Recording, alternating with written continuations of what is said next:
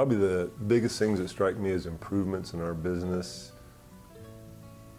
number one probably is the evolution of our safety protocols. A lot of people point out the tragedies that happened as examples of us not being safe, and I would argue that we're much safer than we were 75 years ago. I've done some analysis of that, and I absolutely believe, based on the number of people, work hours in the field and the amount of exposure that we put people now versus 75 years ago, there's no comparison that we're much safer. So I think the evolution of our safety protocols is number one. Number two, I think the advancement of aviation capability has been huge. Sometimes it's wasteful, but by and large, I think our ability to use aviation assets to logistically and operationally has been a great advancement. And I think probably the third thing that strikes me in the course of my career is we've really professionalized our business. When I came to work in the fire service, it was kind of a 90-day, that's what you do in the summer, and everybody goes off and goes to school and does whatever. And now people come to work even at entry-level grades, and it's a career opportunity. One, I think there's less adherence to the basics, particularly the use of direct attack.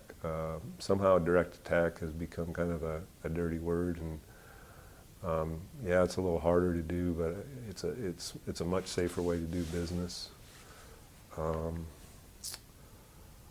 Our inability to fight fire other than during the burning period, because of logistics and, safety issues about night, seems like our primary operational time always ends up matching the burning period. And, back in the day, there's a lot of written histories of, in the teens and 20s, that crews would work up to the, noon, 1 o'clock, walk away from the fire, let it have its way when it was burning aggressively, and come back at 6, 7, 8 at night, work all night through the morning, and then walk away from it.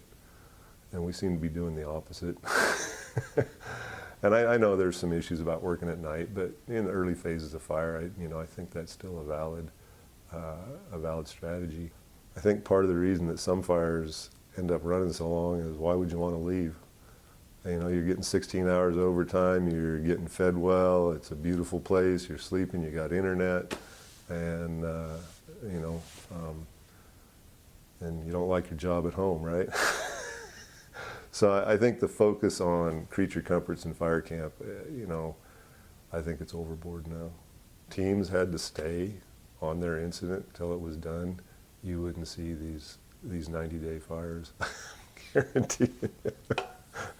If that was your incident and you figure it out and you do your own rotations for R&R, you'd have some different outcomes on some of these fires. But it's 2 weeks. I get to do this willy-nilly strategy, and if it doesn't work, what the hell? Somebody else has to pick up my garbage, right? Yeah. So, yeah, I think there's a lot of things that, from that side of management, could accelerate, our ability to, to put fires out. Some fires are never going to go out, but some are propagated by our own ineptitude.